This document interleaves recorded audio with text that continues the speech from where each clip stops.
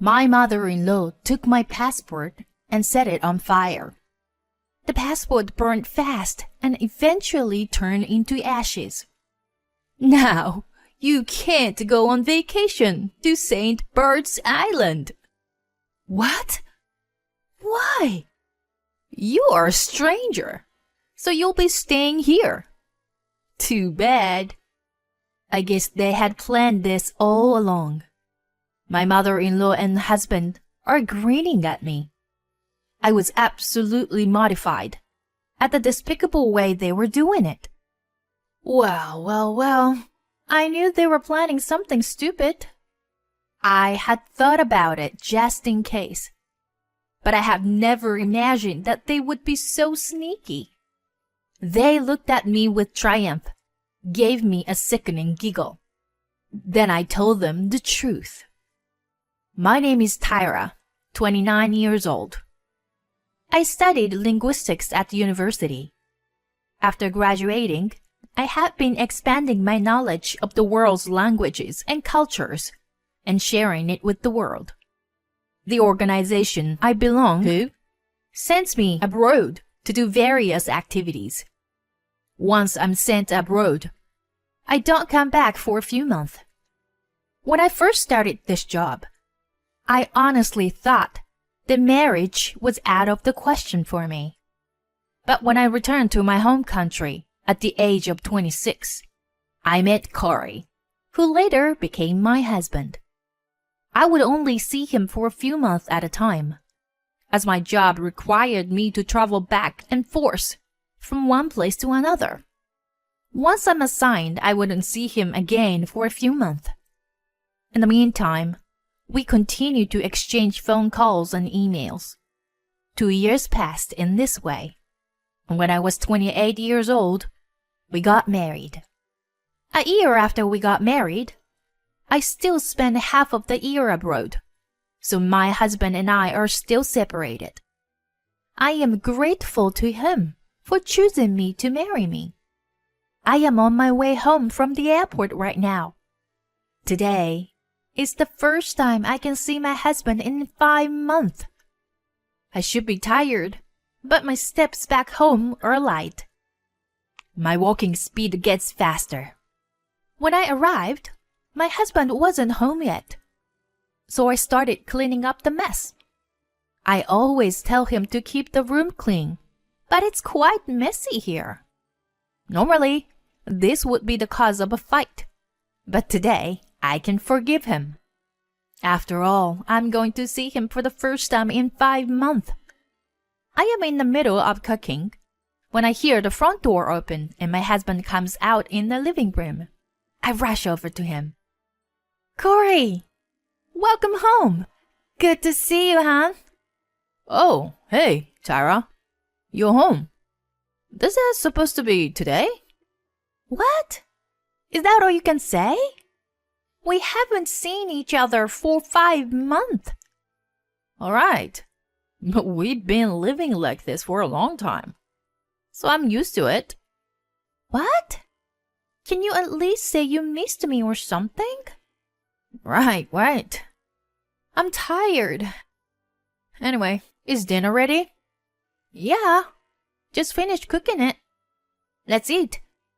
Eating with my husband for the first time in months is the most delicious meal in the world. Normally, I would be satisfied with that. But this day, I felt a little different. Hey, Corey! Why do you keep looking at your phone? What? What's wrong with that? Nothing is wrong, but I'm finally home, you know? You've been looking at your phone, and you haven't talked to me at all. We've been communicating by phone and emails all this time, haven't we? There's nothing new to talk about now. That may be true, but it's been a long time since we've seen each other like this. So why? I'm so angry at my husband's attitude that my tone of voice is getting stronger. It seems like that comment triggered my husband's anger. He stood up, put his phone on the table, and glared at me. You know what? You were just on a plane, but I'm tired from work. Got it? Whoa! Wait a minute! I jumped on the plane right after work too. And you talk to me like that? I didn't ask you to do that. You just rushed home on your own. What? You don't have to say it like that. I missed you, you know? I'm just saying I didn't ask you to come home. If you're going to be like that, don't come back at all. You're annoying, Tyra. He slammed the table and got up with a bang. He left the living room without even touching his dinner. What's the matter with him? Why did he talk to me so coldly? I haven't seen him for a long time. Was I the only one who was happy to see him? What's the point of rushing home? Tears streamed down on my cheeks and dripped onto the table. The reunion with my husband had turned out to be even more sad than I had imagined. The next day, his attitude did not change. When I said good morning to him as soon as we saw each other, he gave me a cold stare. I envy you, you know. You can just laze around at home all the time while you were over here. No, that's not true. I have a lot of work to do, actually. Like summarizing our activities and looking over materials for the next training session. There's a lot to do, more than you know. Either way, it's something you can do at home. I'm really jealous. You get to spend half the year like that. I wish I had a cushy job like that.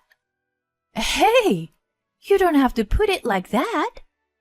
Well, I'm just a company man, so I gotta go to work. You relax here, princess.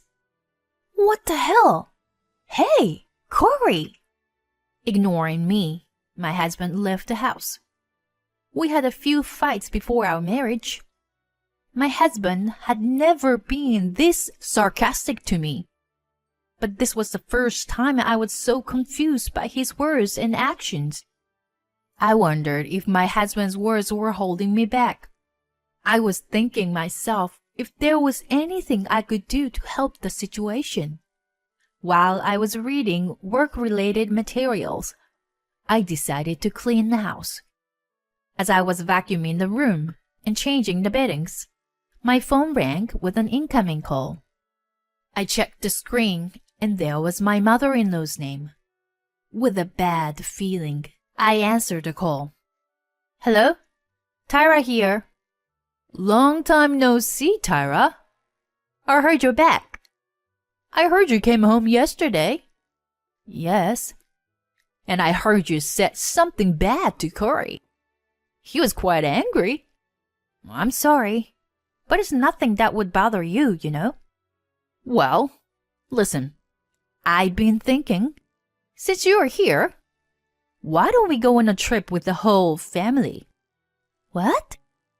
I couldn't help but let out an unexpected sound. Without my response, my mother-in-law continued. Actually, I was just talking with my husband about going to St. Bart's Island. And then Corey started saying he wanted to go with us. What? That's... So, Tyra, you're used to going abroad, right? I wonder if you could help us with hotel reservations and stuff. Me? Or maybe you can't hear what your mother-in-law is asking you to do. I feel my mother-in-law's voice getting colder. She doesn't really want to travel with me. I know that. She just thinks it would be more convenient for her, since I'm used to traveling abroad. I knew my mother-in-law did not think well of me, because she had been sarcastic toward me ever since we first met at the wedding reception. It's been a year since we got married, and it's still the same. I often received messages from my mother-in-law while I was working abroad. How can you be a wife and be away from home for months at a time? If you don't take care of the house, I'd rather have my son marry another woman. It was a mistake to allow him to marry a woman like you." That's what my mother-in-law used to text me. So I didn't have a good feeling when I got the call. But I never thought I would be taken advantage of for a family vacation. However, maybe it is better than being verbally abused as usual. I was angry at myself for not being able to say no, even though I knew I was being taken advantage of. A few hours later, my husband came home from work and was in a better mood than he was in this morning. He threw his briefcase on the sofa, and with a big smile on his face, he calls out to me, "Mom called you, didn't she? We can take you on a trip to St. Bert's." "Yeah, I heard. But you know..." "What? You're not thinking of turning it down, are you? Mom asked you to come with us." "I know, but why don't you just go with your mom and dad, like you originally planned?" As soon as I said that, my husband's eye changed. He clicked his tongue and his attitude changed to one of intimidation. You need to learn to read between the lines. The only time you'll be of any use to us is when we go abroad." "You don't have to talk like that." "It's true, isn't it? Anyway, you book all the flights and accommodations. And as you probably know, everything should be under my name." "What? Corey, you are going to pay for the whole trip?" "What are you talking about? You and I will split it 50-50. It's a small price to pay to show some respect to our parents." "What is that?" "If you've got time to laze around at home, make a reservation now." "No, this is wrong. I don't want to." "What are you mumbling about?" My husband took a beer out of the fridge and drank it down in one gulp. I have so many things on my mind, but I don't know what kind of repercussions I will receive if I rebel. I felt ashamed, but I had no choice but to do as my husband and mother-in-law told me to do. I made all the arrangements for the flights and accommodations for the trip to St. Bart's, just as my husband had told me to do. On the day of the trip, I was going to pick them up at my parents-in-law's house and go straight to the airport. And just a few days before our trip to St. Bart's, I couldn't sleep, and when I woke up in the middle of the night, my husband, who was supposed to be next to me, was not there. I went to the living room and heard his voice. Apparently, he was on the phone with someone. "Oh, it's okay. It's all okay, Mom. I'll be there first thing in the morning as planned. Mom, please do the passport thing anyway. Seriously, I am looking forward to it. I'll make sure to introduce her to you when I get back." I felt a little stuck on some of the things he said. Passport? Introducing her? He said Mom, so I'm pretty sure it was my mother-in-law on the other end of the phone. There's definitely something going on between my husband and my mother-in-law. In the first place, it didn't feel right for him to ask me to go on a trip with him. What would they do to me if I went to my parents-in-law's house? I don't know all the details, but at this point, there's no other way to be sure. I decided to take the utmost precaution until the day of the trip. And then came the day of our trip to St. Bart's. I got into the car with the carry-on case and my handbag that my husband had asked me to prepare. I packed my husband's personal belongings in the handbag, and he and I headed for my in-laws' house. Our trip to St. Bart's was about to begin. Whatever is in store for me, I have to take it. I walked into my in-laws' house with my husband, determined to make the most of the trip. We were greeted by none other than my mother-in-law. "Oh, hi, Tyra. You're here." "Hi. It's been a while." "Good to see you. We're almost ready. I'm going to grab a few things for the trip, so you'll have to wait a little longer." "Okay. Take your time." "Oh, and Tyra, could you bring the carry-on case from the other room? It's heavy, so please do it with Corey. Okay?" "Okay. Got it." I did not miss that moment. My husband and mother-in-law exchanged eye contact. My passport was in my pocket, just in case. At my husband's urging, I carried her carry-on case and went into the living room again. And there was my mother-in-law with a smirk and a worried smile on her face.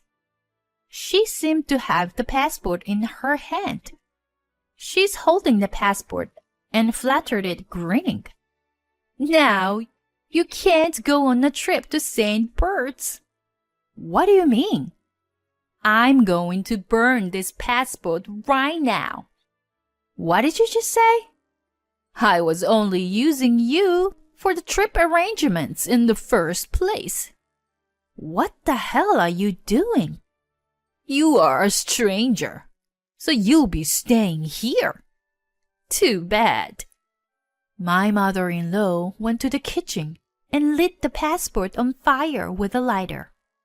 The passport started to burn from the corner.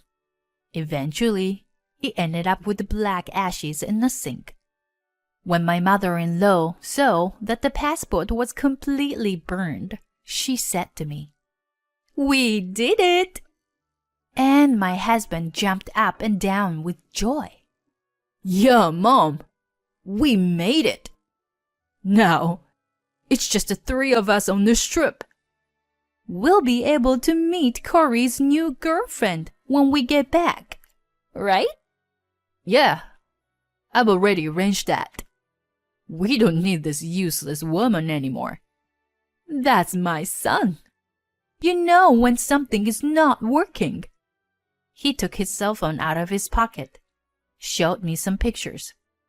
Seems like they were the pictures of him and the woman he had been having an affair with. He looked down at me with a triumphant look on his face and said, "I am not divorcing you for the sake of my reputation, but you're staying here during our trip. When we come back, I'll move in with her, and you can go away." Taking my husband's line as a cue, my mother-in-law began to laugh vulgarly. The look on their faces was nothing but evil. At the moment, I knew for sure that I didn't deserve to be a part of a family with these people any longer. I grinned and said to them, "By the way, whose passport is that?" "Huh? What are you talking about?" "Of course it's yours. I took it out of your handbag, so it's your passport." "Ha ha ha. I am so sorry. My passport is right here." "What? Why, it can't be." I took my passport out of my pocket and flashed it in front of her. My mother-in-law saw this and opened her mouth as if in a panic. "That's not possible." "No, this is my passport, for real. See?" My mother-in-law must have sneaked into my handbag and assumed that the one passport in it was mine. How could she burn it without checking it, even though she was planning to do something evil? "Wait, whose passport did I burn then?" "I guess it was my husband's passport that was in there. So, this means that it was your son's passport that you burned earlier." Unfortunately, at these words, My mother-in-law turned pale and started shaking. My husband started to blame her mercilessly. "Hey, Mom! What have you done? I told you to be careful. I only found one passport in her handbag. You would think it would belong to her. I don't give a shit. You didn't check. That's why this happened. You're saying it's my fault? If you had checked from the beginning, I wouldn't have made this mistake." What the hell? The next thing I knew, they were blaming each other. I was beyond angry and disgusted at the sight of them. "Hey, Tyra, do something!" My husband started yelling at me, but I was not to be outdone. "Seriously? Where do you come off telling me what to do? You cheated on me behind my back. How dare you? You and your mother are both disgusting human beings." "Hey, who do you think you're talking to, Tyra?" "I'm talking to you and your stupid mother. You don't think I'm gonna let you get away with this, do you? I'm telling you, you're going to pay me back exactly what you owe me. I'll make sure you pay for the affair and all the abusive words your mother gave to me. So be prepared." Then my father-in-law came down from upstairs. "What's going on? What are you doing?" When I told him everything, he was furious about what had happened. The trip was cancelled, and my mother-in-law got a divorce. My husband was disowned by his father and never allowed to come home. I consulted a lawyer and divorced my husband. In addition, I demanded alimony from him and my ex-mother-in-law. They had to pay alimony in one lump sum. Corey also had to pay for the cancellation of our entire trip to St. Bart's. They are the type of people who don't make savings. Of course, there was no way they could pay the alimony in one lump sum. In the end, they managed to repay all the money by borrowing money. Now, my ex-husband lives with his mother, it seems like. I heard that they were just barely making ends meet. And my ex-husband was also dumped by the woman he had an affair with. I, on the other hand, have moved out with their alimony money. Now I rent a condo and enjoy living alone. Cheating and bullying. I went through a lot of hardships before. But now, I am free from all of it and enjoying my life. I want to continue to go to various countries and learn about their cultures. And I want to share it with the whole world. Thank you for watching to the end. Please subscribe to our channel if you like. See you in the next video.